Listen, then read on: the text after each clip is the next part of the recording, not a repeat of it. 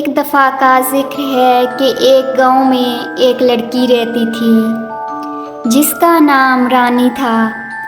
रानी सिर्फ नाम की ही रानी थी, किस्मत इसकी नौकरानियों वाली थी और इसकी वजह इसकी सौतेली माँ थी जिसका रवैया रानी के साथ बहुत ख़राब था। वो इससे दिन भर काम करवाती और इसके बावजूद इससे खुश ना होती और ना ही वो इसको ठीक से और पेट भर के खाना देती। एक दिन रानी ने घड़ा उठाया और कुएं पर पानी भरने गई। इसने पानी भरा और दरख्त की छाँव में पहुंची कि ज़रा दिल ठहर जाए तो घर चलूं। रात दिन की मुसीबत पर इसे रोना आ गया। इतने में पीछे से इसको एक आवाज़ सुनाई दी। इसने देखा कि एक बुढ़िया खड़ी है। बुढ़िया ने गिड़गिड़ा कर लड़की से कहा, बेटी प्यासी हूँ, ज़रा सा पानी पिला दे। लड़की ने खुशी खुशी बुढ़िया को पानी पिला दिया।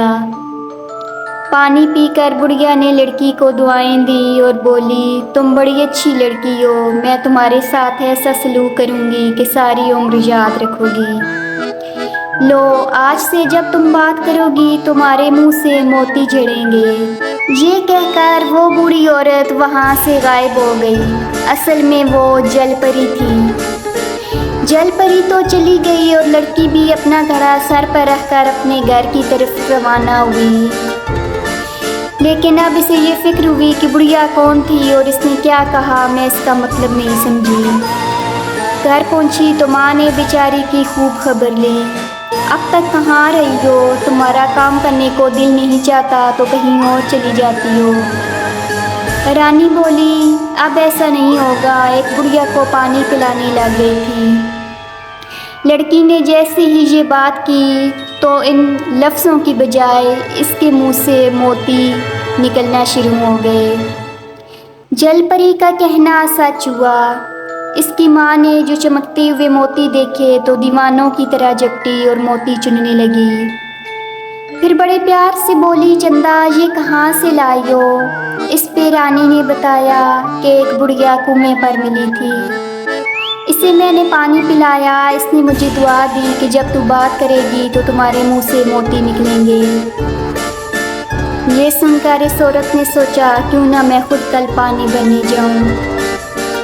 अगले दिन वो घड़ा लेकर कुएं पर गई। घड़ा भरा और दरख्त के नीचे जा बैठी ही थी कि जलपरी बुढ़िया के रूप में इसके भी पास आई। बोली, ज़रा सा पानी तो पिला दे, कब से प्यासी हूँ। औरत ने जवाब दिया, चल मैंने कोई प्याऊ लगा रखी है, जाती है या पत्थर मारूं। जलपरी यानी कि वो बूढ़ी औरत बोली, अरे मैं बहुत प्यासी हूँ। जलपरी को पानी की क्या ज़रूरत थी? जलपरी को पानी की क्या ज़रूरत थी? इसे तो इस बेस में अपना करिश्मा दिखाना था। गुस्से में आकर बोली, बदतमीज़ औरत, जाती कहाँ है? इतनी आपे से बाहर हो गई। मैं भी तुझे वो मज़ा सिखाती हूँ कि याद रखेगी। जा, मैंने कह दिया, आज से जब तू बात करेगी तेरे मुंह से मेंढक बाहर निकल कर आएंगे। औरत को इस बात पर गुस्सा तो बहुत आया, लेकिन वो बुड़बुड़ाती हुई घर वापस आ गई। घर आकर इसने जैसे ही कोई बात की, इसके मुंह से मेंढकियाँ निकलकर ज़मीन पर फदकने लगी। पहले तो औरत ने देखा ही नहीं, लेकिन जैसे ही इसने देखा तो बोली, उई, ये इतने सारे मेंढक कहाँ से आ गए? फिर जो देखती है तो सारे शहर में मेंढक ही मेंढक है। ये देखकर वो औरत बहुत शर्मिंदा हुई। इसे अपनी गलती का एहसास हो गया कि वो हर एक से बुरा सलूक रखती है और बदतमीज़ी से बात करती है तो इसको इसकी सज़ा मिली है। इसने रानी से अपने बुरे रवैये की माफ़ी मांगी तो रानी ने खुले दिल से माफ़ कर दिया।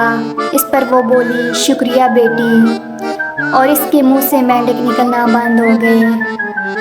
फिर वो दोनों सगी माँ बेटी की तरह हंसी खुशी रहने लगी। इसका रवैया रानी के साथ सगी माँ जैसा हो गया।